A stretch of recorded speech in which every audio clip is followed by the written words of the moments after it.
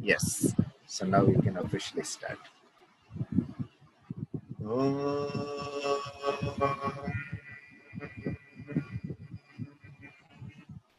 Tatparamparya vidmahe Jnanalingeshwaraya dhimahi Tanno Guruh Prachodayate Om.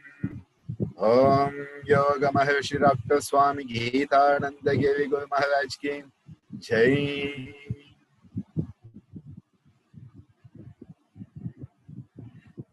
So welcome back for another session where we are going to be exploring deeper aspects of Adhikara Yoga, aspects that enable us to dig deeper, because when we dig deeper, there are more chances of hitting what we are looking for.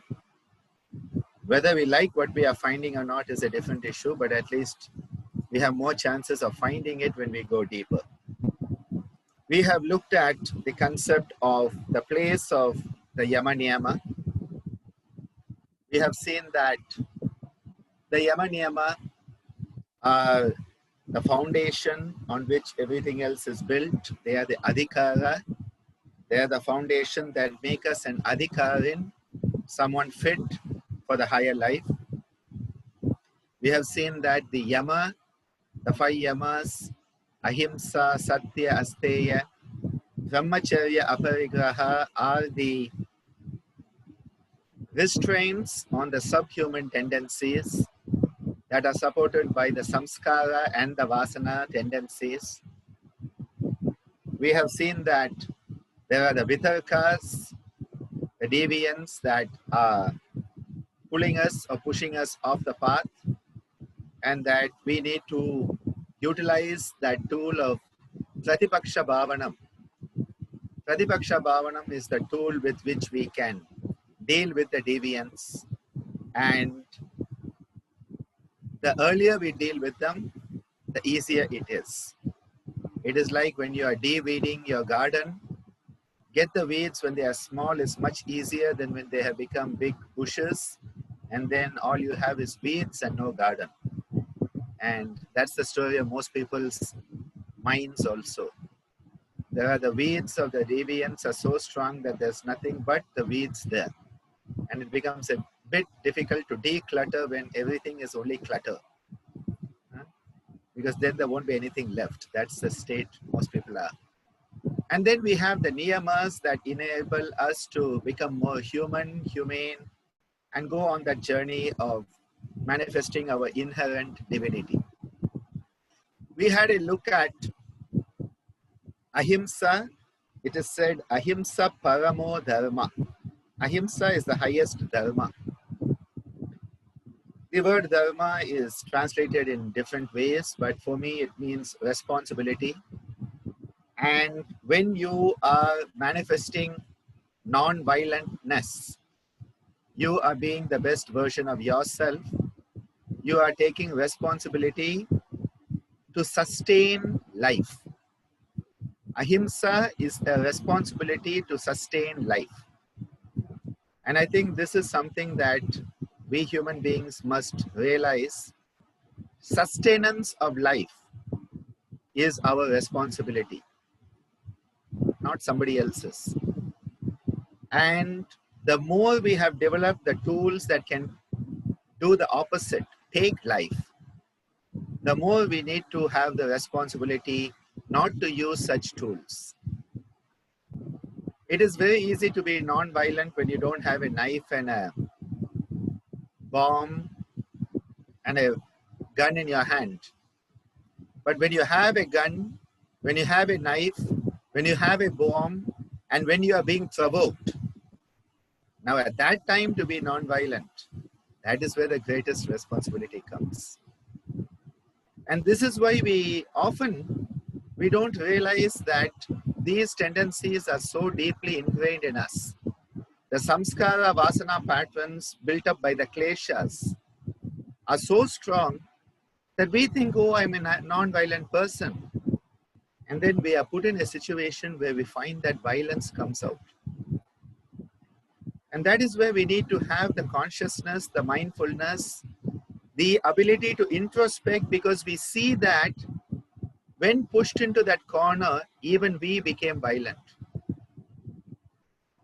I have had many experiences in my life of this, where, you know, if you were to talk to me of that situation, hypothetically, I would be a very non-violent person in that situation. But then when I was actually put into that situation, the violent tendencies come up. And that is when you have to be more careful of them, more mindful of them. And this is why the goal is non-violentness. Non-violentness itself, which is a state of being where you no longer have even the desire to be violent. You do not even have the inclination to be violent, let alone the desire. Both are different. There is an inclination for violence, and then there is a desire for violence. And even that inclination for violence doesn't come in you because you have restrained the subhuman aspect of you, which is where the violence is coming. And what is that subhuman part of you? The old reptilian, mammalian parts of your nervous system that sort of run on their own autopilot. They are on their own autopilot. So they're always there. As long as your brainstem is pushing you to breathe, to survive, do not think you have overcome violence. That's a very, very strong statement. Because as long as the brainstem is making you breathe, it means that the survival instinct is kicking in you. And if the survival instinct is kicking in you, if it comes down to the last man standing or last woman standing, it is going to make sure that you are going to be the last one standing. That is what the brainstem is trained for. Very deep. That is why Patanjali says you have to deal with these. The samskara, vasana, the klesha, you have to deal with them, because as long as they are there, you are a trapped animal. What is your trap? Conditioning. We are a trapped animal as long as we are bound in conditioning. You ask most people, why do you do things this way? That's the way we have always done it in our family. That is the way we do it in our society. That is the way we do it in our religion. We Indians are like this. We Americans are like this. We Europeans are like this. We chimpanzees are like this. We lions are like this. Yeah, that's right. There's no difference between a chimpanzee saying that and us saying it, okay? Whenever we defend ourselves by saying, this is how we do it, because that is what we are, gone. It means you have jumped into your beautiful, it could be gold plated, it could be diamond embossed, but it's still a cage of conditioning. You know, with all these masks running around the planet now, there are jewelry people now in India who have come up with masks that have jewelry embroidery all over them. I tell you seriously, we have the most creative geniuses on earth. You have a mask that a guy was wearing a gold mask. You want him to wear a mask, he has a gold mask now. You have a mask with diamonds, a diamond-studded gold mask.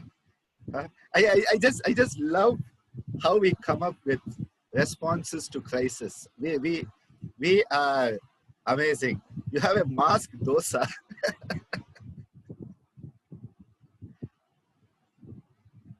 As long as we are locked in conditioned response, Again, is it response? No, it is a reaction. But we call it a conditioned response. You saw, Pavlov thought he was conditioning the dog and the dog thought it was conditioning Pavlov. No difference. The parent thinks they are conditioning the child and the child thinks it is conditioning the parent.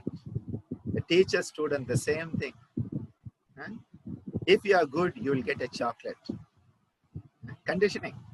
It starts right down there. If you are naughty, you will get a spanking. If you are good, you will get a chocolate. The carrot and stick approach is where the whole conditioned response has already come in. So to break out of conditioning is very tough. I used to have an old cartoon. I think it's in my Yoga and Modern Man book, which is a book filled with yoga cartoons done long ago by me. And there's a cartoon of a fish. You know the goldfish in the goldfish bowls? People have these goldfish bowls which are round. There's a specific type of glass bowl in which you put a goldfish. There's this goldfish going round and round and round and round. And someone comes and takes that fish out and puts it in a lake, a big body of water. And the fish in the next frame, round and round and round and round. Because it has got so conditioned to being in that goldfish bowl that even when it is in a lake, which is an expanded space, it is still going round and round and round and round. Many people are like that. Even if you take them out of that environment which has conditioned them, unless something wakes up in here, they're still going to be going round and round and round.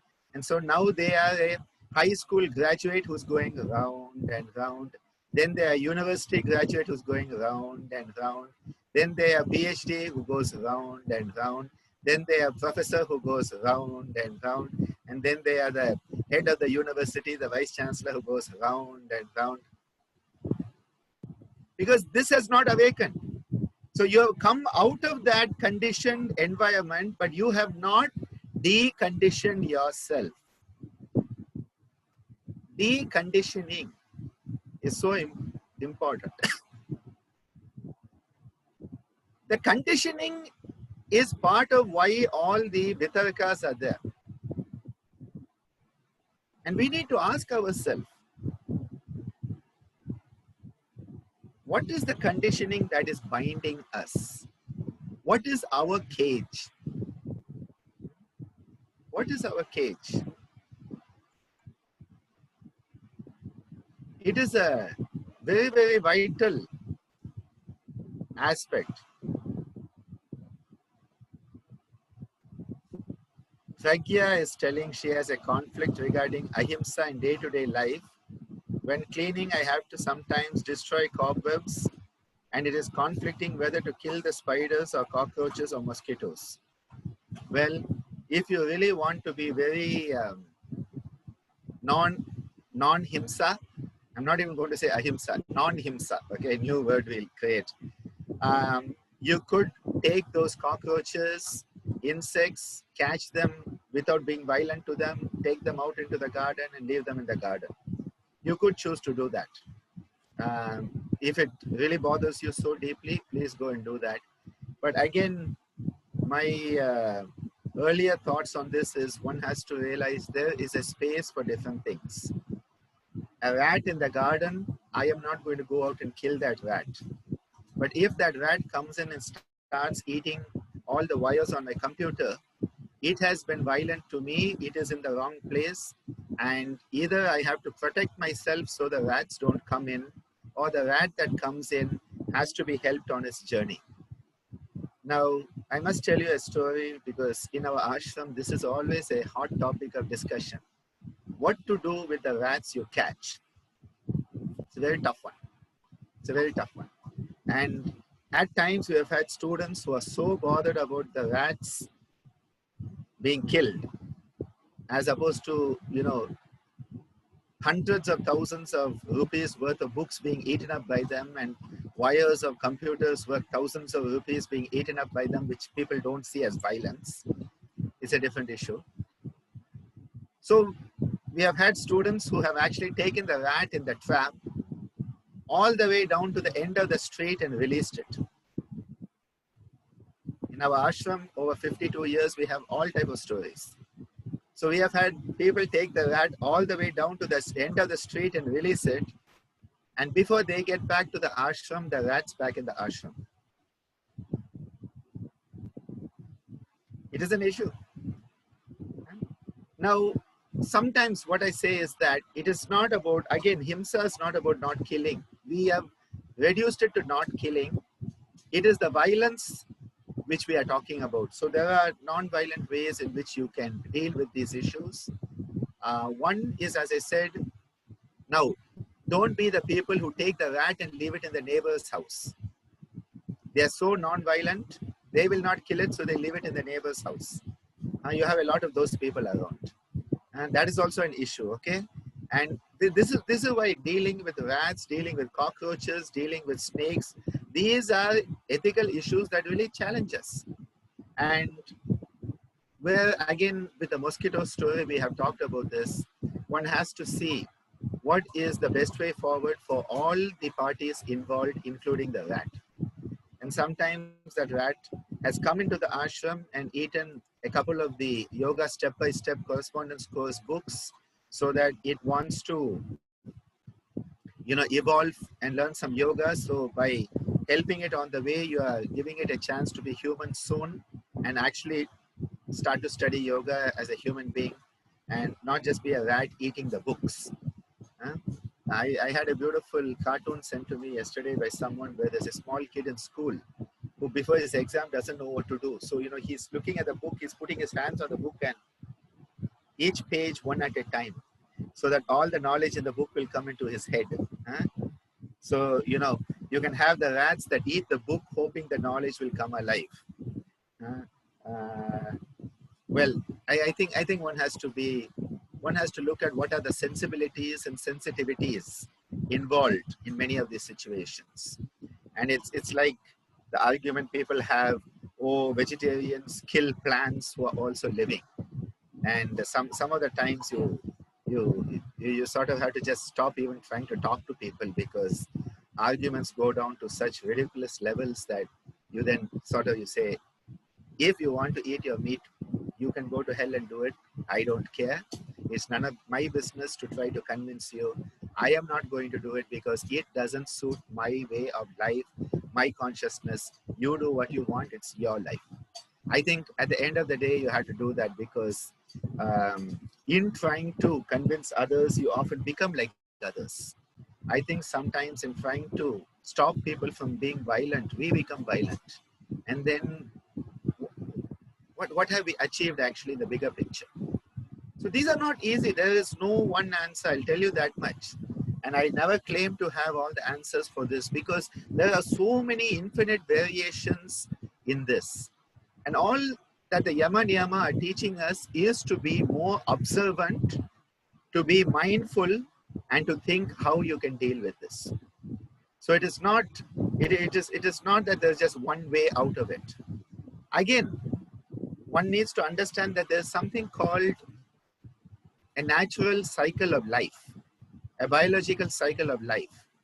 And that there would be the rats, there would be the snakes. So there are the rats that eat the small insects. Then there are the snakes that eat the rats. There is the food cycle. There is the natural biological cycle. And what we have done is we have killed off the snakes. Okay, so now you have the rats, but there is no natural cycle to continue. And then what has happened is we have killed off the snakes, and so we have created an artificial problem of the rats, which is what is happening in all the big cities. Now, out in the countryside, there is going to be a natural cycle that is going to keep the rat population under a certain number. The frog population will be under a certain number. The beetles will be under a certain number. That is the natural cycle. But then as we humans have interfered with it, we have created this artificial population explosion of certain parts of that food cycle. And then we are stuck with this, do we kill or not? And that is why I think sometimes what you may be doing is actually part of what should have been there in another part of that food cycle, which was taken away by the human being. So again, expand your consciousness into this, because otherwise, if you say you can never kill a rat, and in your city you only have rats, the four-legged rats are going to outnumber the two-legged ones. So you have to be careful of that. The two-legged rats are the more dangerous ones, okay? Because you don't know they are rats. They are dressed up like human beings. So that's another part of Patanjali's teachings. Ahimsa, I think, is one of the biggest challenges, because it is going against the very foundation of survival. And that is why, as I said the other day, that ability to go into non-violentness may actually be a disability in your day-to-day life. And don't tell me I did not warn you about it, okay? Because that ability may actually become a disability at times. So just learn to protect yourself. Learn to protect yourself. A strong pranamaya kosha. Satya, we have discussed. We need to look at different perspectives. We need to understand the bigger picture, because as long as you don't know the bigger picture, you do not know the truth, you don't know the reality, and then you are as blind as the others. The blind leading the blind, because, you know, if you don't know the bigger picture, and that is why one needs to expand one's consciousness, one needs to expand one's perspective, one needs to be open to other perspectives. And I have a dozen people on Facebook who have such contrary perspectives to mine that every week I feel like unfriending a few of them. Those perspectives are so diametrically opposite. They are the other end of the planet, if not the other end of the solar system and the galaxy. And you say, Dr. Ananda, why do you still keep them on your friend list? So that I have another perspective. And it is painful at times because it is just so absurd. But I say, no, you know, if I unfriend them, I'm never going to get that perspective. So if I just have friends who have my perspective, how do I get to know the other perspective? And Facebook gives you that opportunity, because you don't have to actually be with them, right? You can have that space you want, you can have the distance you want, and yet you can be aware that such absurd perspectives also exist, and they can be aware that absurd perspectives like yours exist. So as long as they have not unfriended you and you don't unfriend them, both are getting a chance to learn from the other person's perspective without killing each other. The danger part is never get involved with a comment match with them. That is the one place you have to be careful, because once you get into that, one of you is going to unfriend each other. So the best thing there is that upekshanam, stay away. Just look at the comments and stay away. Watch the comments. There are so many times I have commented, I nearly press the enter button and then I press delete, backspace, delete, and I come out of it. That for me is that moment of upekshanam. I say, fine, I have understood that perspective. I typed it out, so I expressed my perspective, and then I deleted it. Because the moment you put it, you're going to have the diatribe, and then that entire thread, which started off with something like, good morning, everyone. That thread actually starts off with good morning, everyone, and then everybody's killing each other as you come down the comment section. These are beautiful learning tools. If you use it as a learning tool and say, okay, fine, there is an perspective like that. Recently, I've come to know of some perspectives which are just so far out when it comes to yoga and the modern approach to it, that it blows my mind that such thoughts, where such thoughts can come from. And yet at the same time, I say, well, if such thoughts are coming and they are being expressed, it is really, really, really worth it. And now if like Tony, you are lucky and you can have a discussion with your boss without being told to keep quiet, marvelous, then life is good. If you can have a discussion with these people without both of you killing each other, that is good.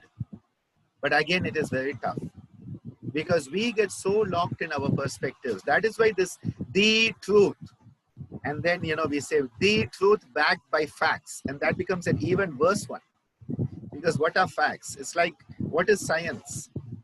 What is reality? You have all these science teachers who are talking about atomic structure. And they have never actually seen an atom really, okay? They have not really seen an atom. They have not really perceived it. Yet the book says it is there and experiments have shown it is there, so it must be there. And that is why often I say there's a religion of science. There's a whole religion of science. Now, it's not that I'm saying science is bad or good. What I'm saying is we need to understand that just because a scientist says it is so, it doesn't mean only that is the perspective. We need to understand the limits of everything. Everything has a limit, except human stupidity. Everything else has a limit. Yeah? Einstein was once asked about it and he said, there are only two things that are infinite. One is the universe and one is human stupidity. And then human stupidity is actually the one. The other one, he said, is most probably could be finite also, but not human stupidity. Such a weird place to be. But the very fact that such a perspective exists, that is what I would like to put on your plate today. The fact that such a perspective exists means that there is a space in the universe for that perspective too. The universe has a space for that perspective. So then why can't you have a space for that perspective? You don't have to accept the perspective. I'm not saying you have to accept, but you can keep a space for it. There can be, just like your computer has, your email has the trash can. That can be the space. Let it be there. Let it be there. Keep a separate box of stuff that you will never think about, but put it there. Let it be there. Who knows, one day that may be a perspective that appeals to you. You never know. And for all we know, the most crazy perspective may actually be the real perspective. So why shut down on it? This is what I like to tell people, that we need to keep our ears open. In the process of learning in Indian culture, it is said the first part, and this I think I have mentioned on one of the pages, I saw it someplace today in a different connotation. Page 18 of the Living the Yama Niyama. I'll see if I can bring it up on the screen. Page 18.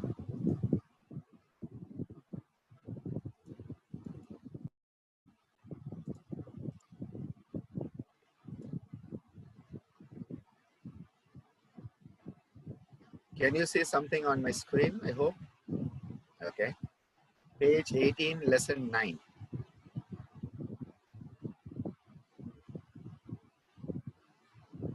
What was very interesting is, even without knowing it, this morning I was talking of this box here. Bhaya, fear, abhaya, shantam and santosham. It is very interesting that this morning in my morning session, even without realizing it, I was talking of this. Today when I opened it, I'm like, seriously, this is what I was talking about this morning. There's lesson 9. Yes. Here are the three concepts that are brought out in the process of learning. And this can be put into the context of dharma Dharma is the right way to live, the appropriate way to live by fulfilling our responsibility. And in order to do this, we need to have every moment awareness and consciousness. We need great understanding, dexterous ability, and maturity. I think one of the key words here is maturity. And this is why the process of learning goes through three-step process in Indian culture. Shravana, Manana, Nididhyasana. And this is a very beautiful concept which I think could be brought into everything in life, because life is basically all about learning. Shravana. It is the process of hearing, or rather listening. We hear something, we perceive the sound, we then begin to understand that something is being said as the perception reaches the brain. This, of course, depends on whether one has listened to it, understood the reality of what has been said, and also depends on the individual capacity and level of perception. Many hear, but few listen. Because hearing is passive, but listening is active. For so many, the greatest of words simply stop at the eardrum, the tympanic membrane. They just stop there. And that is why I think one of the first aspects of trying to understand different perspectives is to let them come into your consciousness. Listen to them, hear them, and listen to them. I think it is a very important first step that should be there. Most of the time, because of our prejudices, we block it even before it comes into the ears. You know, people, the moment someone says something, they put their hands to the ears. It's this blocking. Once you have heard it, once you have listened to it, the next comes called manana. Manana means to understand the concept mentally through the mana. Manas is the mind, the heartful mind and the mindful heart. And we want to understand the concept and to take it to heart. Manana means to understand it mentally and to take it to heart. The concept is totally comprehended and absorbed. Its value and purport realized and accepted wholeheartedly and consciously. And that is why we often memorize things and say we have by-hearted them, or we learn them by heart. This is one of the Indian systems of learning, is repetition, repetition, repetition until it has become part of you because you have by-hearted it. You have taken it to heart and it is there. Manana can be referred to as chewing the cud. You keep the idea in you and all the herbivores, you know. It's a good exercise. And what happens? You chew the cud until the essence can be taken in. And then you let out all the waste products. Manana is the process by which you have actually put it through the sieve. And you have taken what is essential, you have absorbed it so that you can assimilate it. And the rest of it goes out as the mala shodhana. The same as the digestive process. Manana can be said to be the mental digestive process. But for digestion to occur, ingestion has to happen first. You have to take it in. That is why the listening process is the first step of any concept, any idea, any perspective. Now, once we have chewed the cud, once we have taken it in, now we can imbibe and assimilate that which was heard and understood. This is the stage where the individual starts executing the concepts practically. We begin to live them and we become them. This is the stage where we say, walks the talk of learning, where there is no difference between the concept and the practical application. It is a state of being. That is why you find at the end of that word is asana. Asana is there. Nidhi Dhyasana. Nidhi Dhyasana here, this Nidhi Dhyasana is the one which is to be established firmly in that state. Nidhi, it means a treasure. You have found the treasure of the concept and you are now established in that concept. It is a state of being. Hence the term asana is there. We are established in a state of being where we are living the concept every moment without any dichotomy. There's no dvandva, no duality. And we are firmly established, sthira, in our sukhasthanam. We have that state of being has become our natural state of ease.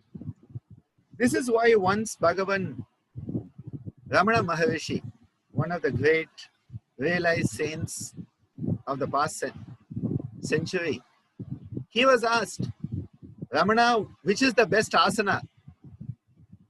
People always want to find that best asana.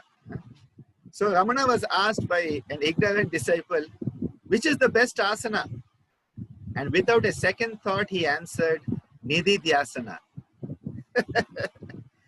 What a wonderful enlightened answer. It is a state of being you must aspire for when you live the Yama Niyama.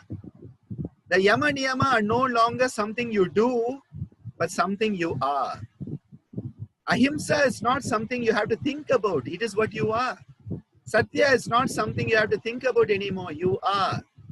And this is why when we want to live the Yama Niyama, which is the title of these whole set of notes, living the Yama Niyama. And you won't believe, this was a series of classes I gave my young kids at Yoganjali Natyalayam some years ago. Imagine talking to young kids about these concepts and helping seed these concepts into their lives.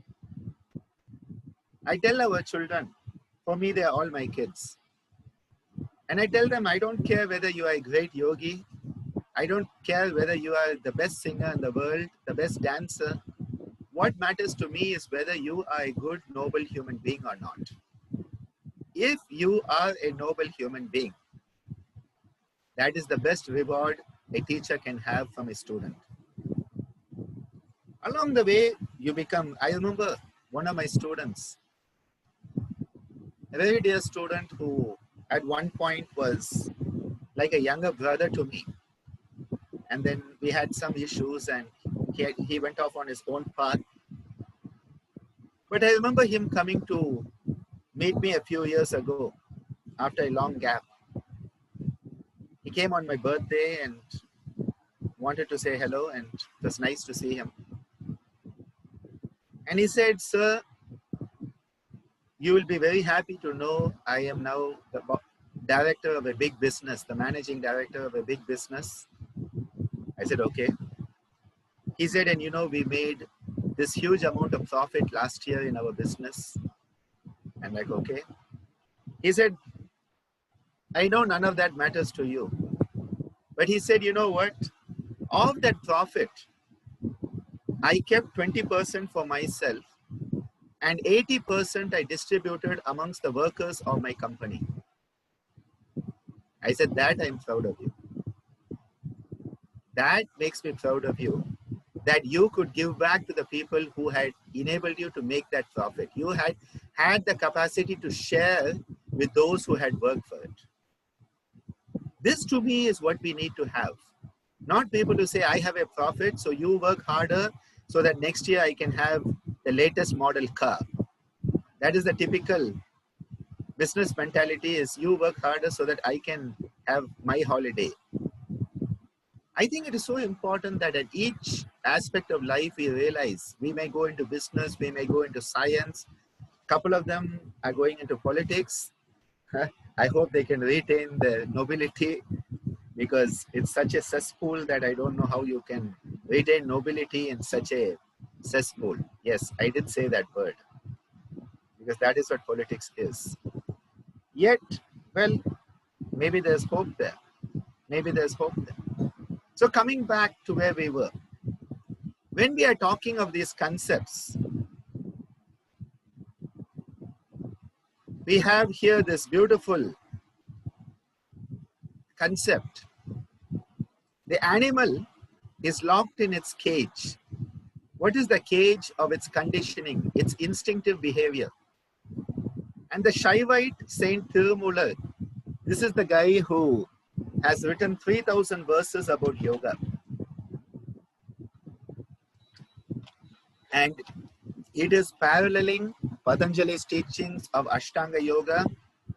It includes the nadis, the chakras, and a whole lot of devotion to Lord Shiva. And Tirumular is said to be a contemporary of Patanjali. He in fact claims that he, Patanjali, and 6 others were the 8 students of Lord Shiva who taught them yoga. That is basically the concept that is there. He uses in this Tirumandiram, 3,000 verses, he uses the term Pati, Pasu, and Pasha. A similar concept is found in Kashmiri Shaivism also. The Kashmiri Shaivism also has the Pati, Pasu, and Pasha. And this is found here in our Tirumandiram, the Tamil scripture. Pashu refers to the animal, the individual, who is bound by the Pasha, which is the noose of the Maya or the illusionary world, the bondage to our conditioning. So we are the animal bound by our conditioning. The Pasu, which is bound by the Pasha. So the Pasha is the binding, where in the Samsara region, Samsara Sagara is the ocean of this world, the worldly ocean. Samsara Sagara. Sagara means an ocean. Samsara is of this world.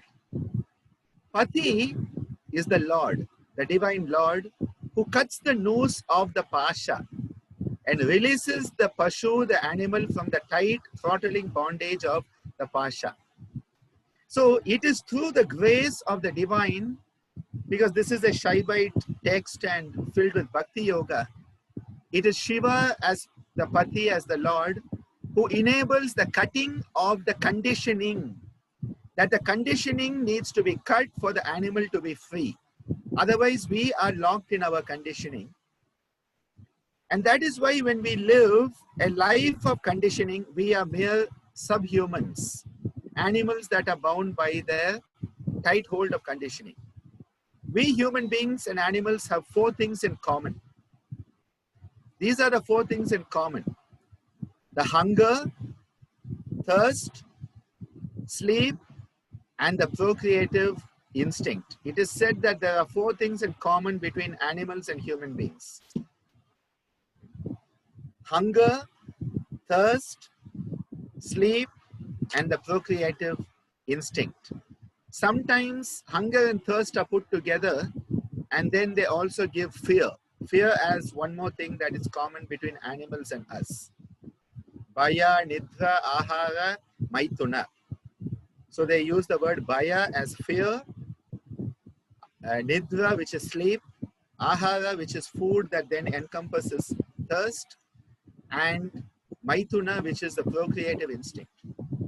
So animals and human beings are bound by these 4 things. These 4 are common. But as a human, we have the opportunity to use our intellect, our buddhi, our reasoning ability to open our cage, unbind ourselves, cut the noose of conditioning. We have been given an opportunity as a human being to cut the noose of conditioning, come out of the cage of conditioning. We have an opportunity for freedom, an opportunity for liberation, for Kaivalya. When we use this prefrontal cortex, our human brain, we realize we are bound by our conditioned reactions. And once the realization dawns, cutting off from the tether that is holding us is easier. And then we can try to become truly humane. I've already mentioned this concept. This is where we need to cut away the conditioning. But again, we feel that conditioning is safe. We feel that conditioning is safe. And I remember again in that Yoga and Modern Man cartoons, Ammaji had suggested, and I had drawn the concept of a cartoon where you have the student in a cage. The student is in a cage. The student was always shown with the face having a question mark. My cartoons, the base is that the seeker is the one with the question mark, and the guru would have the Om as the face. So the face would be Om for the guru, long hair and a beard, looked a bit like Swamiji. So no doubt about it, it was Swamiji as the model there. But the question, the face with the question would be the student, the seeker, the guru with the Om. So here you have the student in the cage, a very beautiful cage, and the guru is opening the door. The guru is opening the door, the student peeks out, looks around and says, I'm a bit scared of this. I prefer being in my cage, and goes back in. And this is one of the biggest difficulties. Because conditioning is so strong, people feel so safe in the conditioned zone that when you try to come out of it, you need what Patanjali says, Shraddha, faith, conviction, Virya, courage. Why does Patanjali give these qualities as essentialities for the sadhaka? Because if you don't have that faith and the courage, how can you make that leap of faith? We talked about that leap of faith where you're running along and you have to hit the right mark and then you take off. The long jumper, the high jumper, they are running, they create that acceleration. Then there's a point where they have to hit and take off.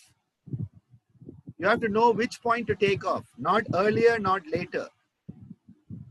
If the long jumper, the pole vaulter takes off earlier, they're going to lose the height and the distance they can cover. If you take off later, it is a foul, you will be disqualified from that jump. There is an appropriate takeoff point. That is where Swadhyaya comes in.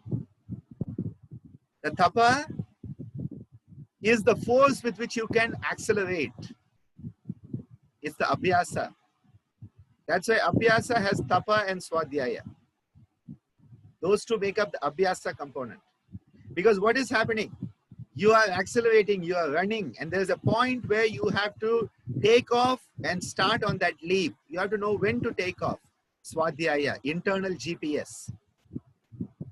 The internal GPS, which is swadhyaya. And then the Ishvara Pranidhana is that leap of faith. That leap of faith can only happen when you have accelerated enough and taken off at the appropriate point. Otherwise, it's not a leap of faith. It is the fall down to the depths of despair. You know, when I was in Sydney on one of my tours down under, we had planned a tour in April. But looks like we're going to have to push everything back 1 year. All these plans of travel, I think I'm planning everything to be pushed back 1 year, be it Brazil, be it Europe, or be it down under. But I remember on one of my trips to Sydney, a friend of mine, a schoolmate of mine, Bala, not Sri Bala, this is a different Bala, Balakrishnan, who was a banker. And what I loved about his story is he got to Australia and within something like 8 months was an Australian citizen because they valued, you know, his skill. I'm like, seriously, in India, it took my parents 25 years of fighting again and again to become Indians. Huh? It was a crazy story here with them getting citizenship. But Bala said, let's go for a ride around Sydney, and we went up and down the hills, and it was a nice ride we had. And we went up to one point where people were doing, you know, the gliding. So they had this huge glider and they run off the cliff and then they glide. And as I was watching that, I would never do that, okay? And that's not my, and even if I do that, bungee jumping, no. It's the no list. The top of the no list is bungee jumping. I would never trust anyone to let my head go down towards rocks with my feet tied up to a flimsy rope. That just doesn't make sense to me. But anyway, People love it and they say it is good, not to Dr. Ananda. Okay, so maybe next lifetime, not this one. But it was beautiful because I saw these people, they had these huge wings and they run down that slope, and then there's a point where they take off and suddenly you see them fly. And for me, this whole running, taking off and flying was Tapa, Swadhyaya, Ishvara Pranidhana. The Abhyasa and the Vairagya in action. It was marvelous to just see that and see those concepts come alive through a human activity. We need to find these concepts in human activity. And there is that moment where you take off. Otherwise, what happens? You crash down. So important to take off, that right moment of taking off. A plane which is accelerating down the runway, there's a point where it takes off, otherwise it goes and hits the wall at the end of the airport. There is a point you take off. That is the Swadhyaya. So when we come to this conditioned reaction in which we are blocked, all the yama are dealing with these conditioned responses, or we call them responses, again for me reactions, but the bondage of conditioning. Let's create a new phrase. All the yama are dealing with the bondage of conditioning. And this is why we created a song some years ago for the kids. And I had Divya sing it recently. And it was something about impossible becomes I am possible. You know, if you split that I am impossible. So we had impossible becomes I am possible. Impossible becomes I am possible. When we stop being animals and truly become human beings. When we stop being animals and we truly start to become human beings. Impossible becomes I am possible. When we stop being animals and truly become human beings. And then we say, I can't, I won't, I'm not able, says the animal. I can't, I won't, I'm not able, says the animal. I can, I will, I am able, says the human being. I can, I will, I am able, says the human being. Impossible becomes I am possible. You know, that concept that the animal says, I can't, I won't, I'm not able. That is the subhuman. We use the word animal because for the kids it's easier. If you say subhuman, they have no idea what you're talking about. So you use the term animal. It's not anything against animals. Animals are lovely because they are being themselves. As I said this morning, when the crows are going ka ka ka ka, it is okay. But when Dr. Ananda goes back to the crows like I did this morning and I go ka ka ka ka, something is wrong with me. Okay, I've lost my marbles. It's as simple as that. So I have to find them and bring them back to class. I can't, I won't, I'm not able. That is the conditioned response that people are in. You tell people, why don't you do this? I can't, I won't, I'm not able. Animals are bound by their conditioning. We have the freedom to choose our attitude every moment. That is part of the song. Yes, Divya is reminding me from the other account there. We had this part of it. Animals are bound by their conditioning. As a human, we have the freedom to choose our attitude every moment. The human being can say, when you come out of conditioning, you can say, I can, I will, I am able. That is the transformation from the subhuman to the human. That is where the yama come in. The yama are not some rules that Patanjali made, and if you break them, you will go to eternal hell. That is why they are not commandments. They are very clear-cut rules that these are there. If you want to evolve, please do them. If not, go and have a nice time in hell. That's your own hell, not somebody else's hell. People create their own heaven and their own hell. hell and heaven both are within us. Every moment we have a choice whether we are going to live in hell or live in heaven. The hell one is a bit easier. The heaven is a bit tougher. And you are saying, no, I am not going to let myself go down into this conditioned response or reaction or the bondage of conditioning. So the first was ahimsa, the second was asteya. Sorry, ahimsa and satya. Now comes asteya. So we have to now deal with three. Asteya, brahmacharya, aparigraha. So let's have a look at what these are. Steya. You get no prizes for guessing what is the English word that comes from steya. Steal. Huh? Steya, steal. Huh? That is why people think these languages are disconnected. They are so connected if just you start listening.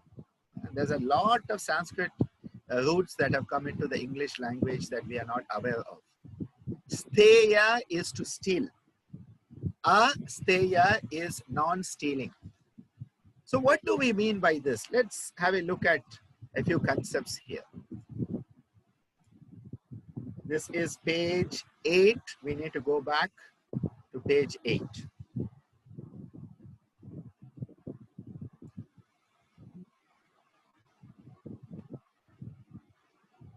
Okay, gone too far back.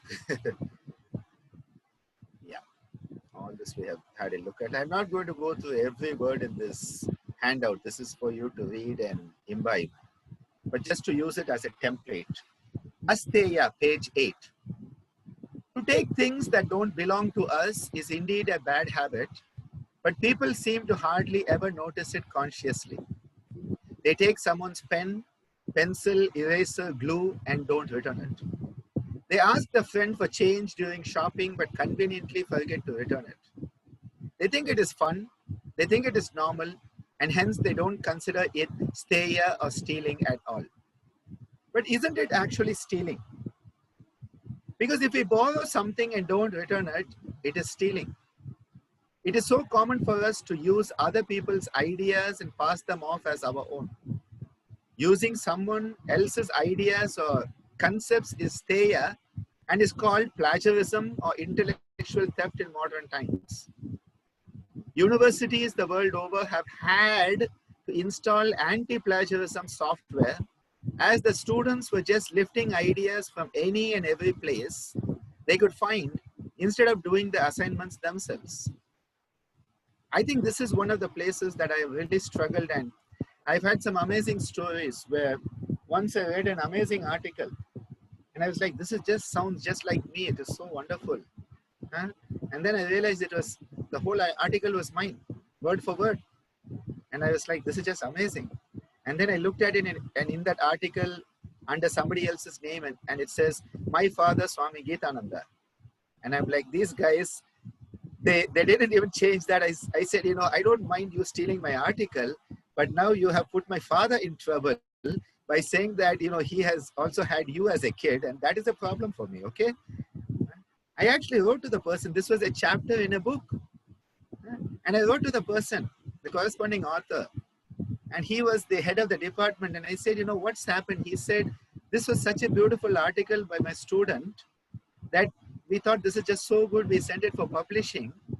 And I'm like, do you have any idea that all you had to do was go on the net, go through a plagiarism software, and you would have come up with Dr. Ananda's article? It was just amazing. I tell you, it's so amazing. You know, finding paragraphs stolen is different, but you know, when you find whole articles stolen word for word, I think that can be quite a struggle at times. I think one of the issues in modern times is copyright, intellectual property, and all. And it is a very thin line at times, very thin line, very tough to deal with at times. And most of the time, whenever possible, try to quote the sources at least. Legally, you actually have to get permission from people. And that becomes really, really tough at times. But at least what I would always say is, you know, if you have an image, which website, or if you have a quote, which website or which article. At least that would be the minimum. Or at least say that this is not mine, I have got it from other sources, which is why I use the term compiled by Dr. Ananda. I never say authored by me. In such compilations where there are many ideas, I say compiled from different sources by Dr. Ananda. I never say I am the author of it. You have to be careful how you mention it, because at times it can be tough. Wasting other people's time, making them wait for you, is a form of stealing too, as you are stealing their valuable time for your selfish action or motive. Does your laziness and incompetence steal the time of others, the energy of others, and ideas of others? Do we steal other people's affection? Do we steal the emotions, love? In fact, I would say the worst form of emotional blackmail is a type of steya. But we don't realize it because we have been conditioned from childhood, have been taught that looting a bank or taking jewels out of lockers is stealing, but have never been made aware of the subtler aspects of this concept. So, I haven't robbed a bank, so, I am good in asteya. And it's very easy to get misled that way. We need to go deeper. How deeper we need to go with this concept of stealing? When I think of asteya, I like to always think of the concept of asking yourself a question: have you earned it? This is basically the question you should ask yourself with anything. Have you earned it? Either you have worked for it, or through work you have obtained money that you have used to pay for it, or you have, helped someone with something and earned it through that. Have you earned it? Because if you have earned it, then it is not going to be steya. But if you have not earned it and you are taking it, it's like, when people give you credit for things you have not done. And you say, yes, I deserve the credit. And you have not done it, it's a problem. In academic publishing, we have a lot of this. Because what happens is someone is the guide, someone is the professor, somebody is the head of the department, and somebody down the line has done the work, and this person gets to be an author just because they are up in the hierarchy and, it's signing authority on your leave applications. It's called guest authorship and ghost authorship. And academia is filled with a lot of this type of nonsense.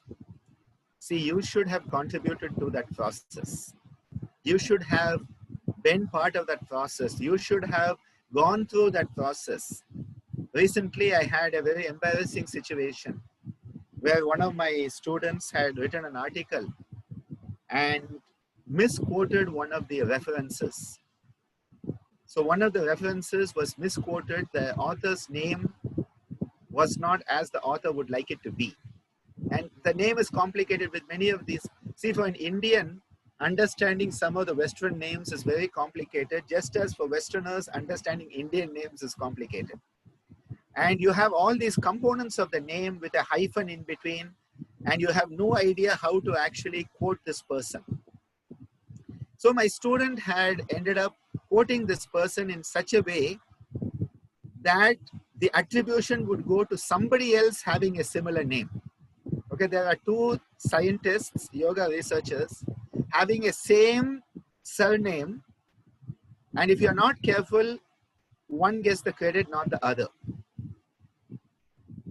Now, one of the guys is a very nice guy, but the other guy is very, very finicky about details. And in the past, about 10 years ago, I had an issue where I had misquoted him. And this guy had corrected me, and I said, okay, thank you, I'm sorry, we'll look into it. And now my student had written this article, I had gone through it, vetted it, and I did enough to be an author, no doubt about that. But I had not gone into detail with the references, which included a reference of this scientist. And as happens usually, The biggest struggle is that the moment it was put up on ResearchGate, which is where we put up our scientific papers to share with colleagues, this person, because his name is one of the references, it pings up, and the person immediately saw that I was one of the authors and that he had been misreferenced, immediately writes me saying, this happened earlier, you told me you would not do it again, and it's happened again, and this is totally wrong. I apologized to him and I said, yes, this was an article by a student of mine, and I was a bit lazy in not going through the references the way I should have. So I apologize for it, and in future, I will make sure it is done properly. Of course, I told my students and others, please don't quote them in future because it's too much of a pain. That's the unofficial part of it. That's just the unofficial part of it. I'm sharing with you because I want you to see how these are human quandaries that come up when it comes to stealing. And it's not that I'm not going to get money for that article. It's none of that. But at the same time, there are these issues. But you know what? After my apology to him, which was heartfelt, he replies saying, do you realize that if you are one of the authors, all authors are equally responsible, and so you must take responsibility. And I'm like, because I took responsibility, I apologize to you. But you know, it was at that second point I told my colleagues, please, for God's sake, stop quoting that person in future. Because if somebody is going to be so finicky despite an apology, better stay out of it. But these are things that come up. Now, even without thinking about it, without knowing it, I was stealing, in his perspective, I was stealing his reputation by having an article that if somebody searched for it would get to him, but could give the impression it was not his and somebody else's, especially the other person who he doesn't like. So there's already history between these two people with the same surname. And so I have been pulled into this. We have to be very careful. There are multiple levels where we are stealing. Now, the question comes, and I think this is something which in my life I'm often guilty of, is that of doing the opposite. And my nature is, if somebody has done 1% of work, I like to acknowledge the person. Even if it is 1% of the work, I like to acknowledge the person. And part of this is my following of Patanjali's principle of cheer on those who are trying to be good. So whenever I find a student, a colleague who is doing the best, even if that best is 1%, I try to cheer them on, give them appreciation so that they can continue on this path to becoming the best that they can be. So it is not it is not that, oh, Dr. Ananda is appreciating somebody who didn't do the work. The person has done the work. They may not even know they have done it. Often many people, because they think, oh, I didn't contribute much. I say, no, you are part of it. And this is something I have seen, be it authorship. Recently, one of my students got a bit mad at me for another academic paper. Academic papers are a good way to learn about all of these yama niyama. I'll tell you that. And now that I have about 220 of them, and I have, thanks to Jnanadev, we now have the 25th book, which is a beautiful book, Swara Yoga. And when Jnanadev, Deepika, they have done a beautiful job, and I started going through it and helping them. There was a point where, after a lot of consideration, I said, yes, I think I could be a co-author. And they made that offer to me and I took it up. They know very well. It was not immediately yes. I took, I think, about a week or 10 days. I wanted to think about it, whether I had contributed enough to it to be mentioned as a co-author. I think one needs to have that depth, has to come from within. Recently, one of my students did some work and we put together a paper. And when we sent it for publication, I included 2 of our colleagues. And when I included these two colleagues, this person got very mad at me, saying that I am the one who did the work. Why are they there? I am like, you are the first author, which is the most important part of authorship. Even if all authors are equal, the first author is the one whose name is always going to be associated with that paper. You are the first author. As I have done all the work in getting it published and corresponding as corresponding author, I get the second credit because there's always going to be that. The rest of them, it's basically the names are there. When somebody writes the whole paper with all the authors, your name comes. Otherwise, most probably, you are part of that ETAL, et al. You are just going to be part of et al. For the endless infinity that of time.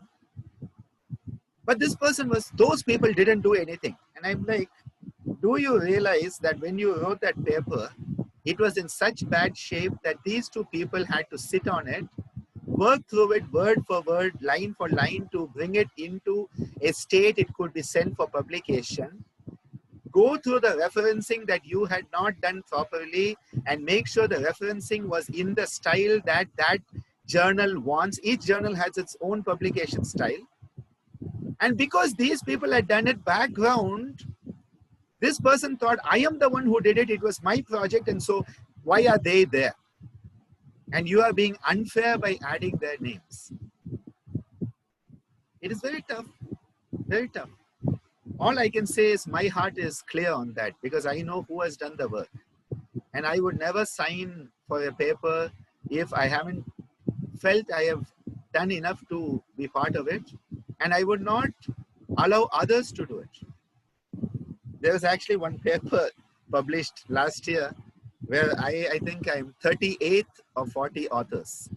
40 authors for a paper. It's about a whole diabetes project in India. I am 38. So definitely for eternity, I'm going to be et al. The thing is, when I list my publications, I can say, yes, it's one of my publications. But 40 people for one paper. Teamwork is part of it. So when you are working as a team, you cannot say, it's like, you know, the wheel saying, we are doing all the work on the road, and the steering wheel is doing nothing. It's just staying there all the time, enjoying the embrace of that beautiful girl who's driving the car. This is unfair. Life is unfair. The steering wheel is doing nothing, just staying there while we are running round and round in circles on the hard road and burning ourselves, burning our rubber. And then the petrol tank says, do you know if I am having a leak, you would go nowhere? So, you know, me just being myself, I hold the petrol in, the fuel in, so you can drive. The engine says, what are you people talking about? If I conk off, wheels can go no place. But each one thinks, I am doing it all. The steering wheel only has to move once in a while. But if the steering wheel doesn't work, you're going to have an accident. Each wheel is important. The axle that connects the wheels is important. There's an old story that goes that all the body organs start to fight who is the most important one. And the brain says, I am the important one. The lungs say, we are the most important. The kidneys say, we are the most important. The digestive system says, I am the most important. You know, everyone is saying, I am the most important. I am the most important. The typical workplace, you know, issues that is there. And the anus says, okay, let's see how you guys manage if I shut shop. Couple of days later, all of them beg for forgiveness from the anus, saying, you are the boss. Because you know what happens if you don't clear out the mala, the waste products, you poison yourself and every system starts to shut down. I used a very technical, anatomical name for it. There's a common abusive term that goes for that same part of the body, anatomy. And most people refer to the bosses by that term, but that's why they are a boss at times. Anyway, I'm being very diplomatic and linguistically, politically correct here. Huh? Just remember, every part is important. Every component is important. There is no part of you that is not important. And you know what? In a team, every member is important. During COVID-19 lockdown, we have realized the least paid people down the bottom of the ladder have been the ones who have been the most important in society. Not the highest paid ones. No. It's amazing, I tell you, world over. I remember during the intensive lockdown that in our village, the ladies who come around and clean the village, part of the cleaning, scavenging team, people were actually washing their feet. In India, when you honor somebody, you wash the feet and you put the sandal paste and giving them flowers and actually worshipping them, that in such a time they were coming and doing their duty and help cleaning the village and keeping it clean. It was amazing to see what was happening in Indian villages at that time, that they were being worshipped, in fact. Now the problem is, it's nice to be worshipped. In India, we clapped. Many countries, people have clapped and done things for health professionals. But if the health professionals were paid better, if they were given better facilities, I think it would be a nice way to acknowledge it. And when we get out of it, I hope, but human memory is so short in these things. The way people are working out there to save lives, I tell you. Today I listened to a rant by a nurse in the USA in her car about this whole situation. And I tell you seriously, the way people are losing lives and the way people are working. And in all of this, one of the papers which came out about COVID, they found that the people who actually did the work were not even in the authorship list. Just came out last week, one of the papers that came out, and it made a big issue. I tell you, one has to really understand this. Stealing, non-stealing is not so simple as just that, you know, you took somebody's wallet from the bag. That's easy to understand. That's very easy to understand. Are we stealing somebody's good name? Are we stealing somebody's reputation? Are we, if somebody has integrity and you are slandering them, you are stealing their integrity. It is a crime. In the universal court, it's a crime. And how often this is done? When somebody tries to live a noble life, what do? We try to tear them down. That is why Patanjali says, when you find people who are trying to be noble, support them, cheer them on. And that is why both Ammaji and me, and we both learned it from Swamiji, we always try to express our gratitude, our appreciation when people do things.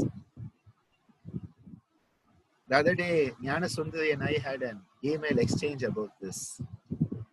Because she's done an amazing job of transcribing a 3-hour yoga chikitsa talk. And it comes into, I think, 32 pages or something of, you know, tight, spaced computer pages. And I was expressing my gratitude to her for that, because it's amazing. I couldn't sit and do it. And she has had the love to do it. She has had the interest to do it. She has the heart to do it. And she has the ability to do it. And when all that comes together, we have to express our gratitude. And then she says, as she is a noble soul, she says, Dr. Ananda, I am the one who should be grateful. And so she is bowing to me and I am bowing to her. And we are knocking our heads together in the process of bowing down like the Japanese. Everyone, when you know, each one of you, after one of my sessions, clicks a like or a star or a love sign or says, thank you, Ananda, it is an appreciation of the individual. Because what happens, you know, is you go out and do this and somebody just says, you know, the clothes were very noisy, so I couldn't hear you. I remember when I started doing this, I had comments like that. Clothes are so noisy. I'm like, you know, if you want to listen to me, you will hear me.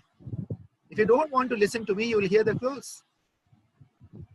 You choose who you want to listen to. Which lecture you want is your choice. I remember in school an amazing concert by one of the greatest Indian singers, transporting us into that heavenly seventh heaven state of being. And as we came out, one of my friends in school, we must have been 13, 14, so it's understandable. He is like, that was the worst 3 hours of my whole life. That guy was just shouting like he was mad. And you know what? I was in this heaven, and this guy's come and brought me down block. And I'm like, you know, was I hallucinating and was it so bad? And then I start to analyze, maybe it was bad, because what has happened is I have lost the capacity to think for myself. And that person's comment, that negativity comment there has totally made me start to say, oh my God, maybe it was bad and maybe I was hallucinating. I tell you the damage that people do with these negative comments. I remember once one of our students, she did an amazing dance performance. It was an amazing, scintillating dance performance. Amazing performance. And at the end, as she came off the stage, one of our dance teachers goes up to her and says, next time you should tie your jewelry properly. They were flinging around quite loosely. I'm like, seriously? Seriously?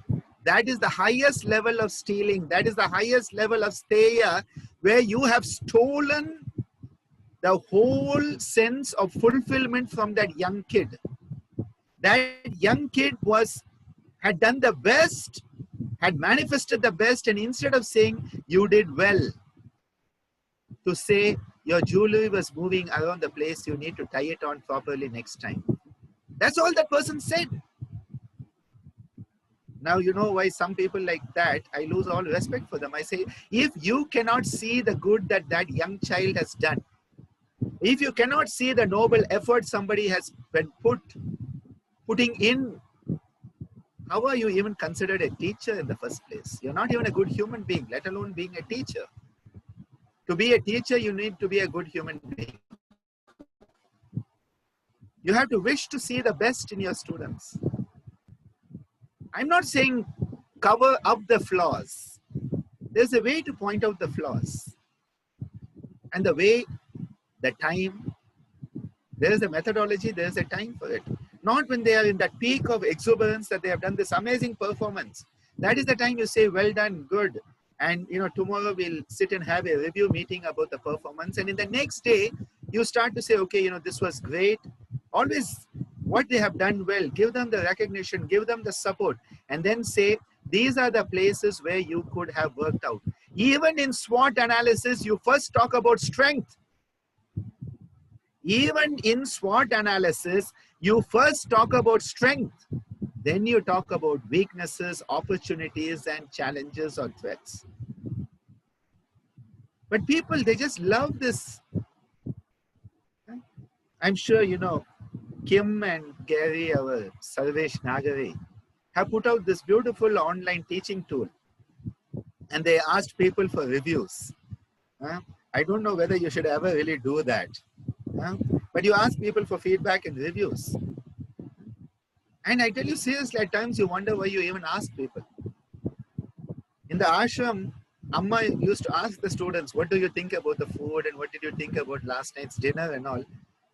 And after some time, she gave up even asking them because she realized that, you know, it was just such a negativity that people think because you have asked them what they think, they have to say something. This whole concept that you have to get feedback from participants is I'm very skeptical about it because there's a form, people say I have to fill it up, otherwise people will think I didn't attend the session. It is a big struggle. Now, I'm not against constructive criticism. I am not saying you should gloss over the faults. But what I'm saying is that when credit is deserved, give the credit first. Because not giving the credit is stealing. Not giving a person the credit for the efforts, especially when the efforts are being made, you know, wholeheartedly. Wholeheartedly. I think one of the beautiful moments we have every year in our yoga asana sport competition is when we have the children with special needs who have the intellectual disabilities. They come on stage and they do the yoga asanas. Now these children who have IQs that are in the 40s and 50s, these are children who also have physical abnormalities, limitations that are there. And these kids come up and they do the asanas so beautifully. So beautifully that it is a manifestation of divinity. Now, if you were to break down the Trikonasana, you can say your hand is not straight, your knee was slightly bent, and people do that. I tell you, seriously, I cannot think of how human beings can do that, but that's what people do. Instead of seeing the beauty that is coming from the self-effort of those young kids and the joy they have when you put a medal around their neck for their efforts. The joy is greater than any Olympic gold medal winner in human history. That is the joy that is there. And this is why I make sure that every one of them gets a medal. Biscuits, yes, we give them. At the end of doing the asana, they get a couple of biscuits, they get a medal, they get a certificate of participation, they get a badge to pin on themselves. And then if in the grading they get a prize, that's in addition. We make sure that everyone gets something for the effort they have made. Nobody comes on stage, makes an effort and goes away empty-handed. You make sure that they are supported. People say, why are you wasting your money on it? I'm like, seriously, that's not a waste, that's an investment. It is an investment into human beings. You are investing in human beings, and that is the best investment you can make. People say, should you invest in gold, in property, and stocks? Invest in human beings. And what I mean is time, energy, money, effort, because I tell you, that is what pays the highest dividend in the end. So asteya is a capacity to actually credit others. Coming to the next one, Brahmacharya. Brahmacharya is a very, very tough one for most people because the way it has been portrayed is celibacy, abstinence.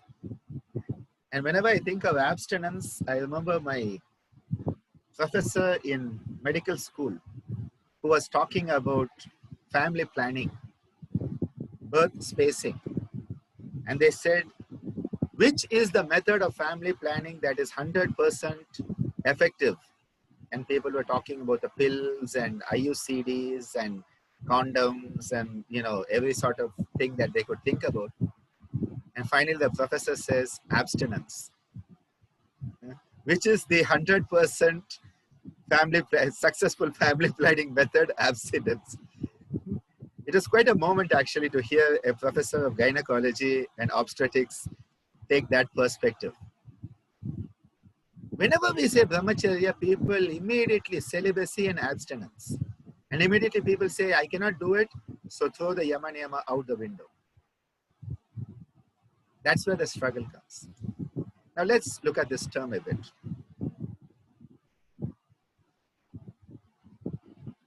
Brahma is the creative principle. The universal principle of creation is Brahman. The universal self is Brahman. Achara means to live. The first part of yogic living is proper physical activities. Achar. So this word achar is healthy physical activities. Brahmacharya means to live in tune with the creative principle. Chara, achara. to live in tune with the Brahma, the Brahman.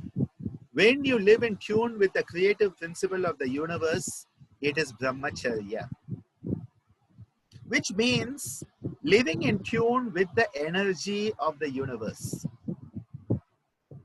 which implies the sustenance, maintenance, usage of energy. One form of energy is sexual energy. It is not the only form of energy. And this is where the puritanical translators brought in this concept that sexual energy has to be controlled. What it means is all forms of energy are to be used as they are meant to be used. Swamiji's definition of yoga as right useness, using everything as it is meant to be used, not disusing, misusing, or abusing it.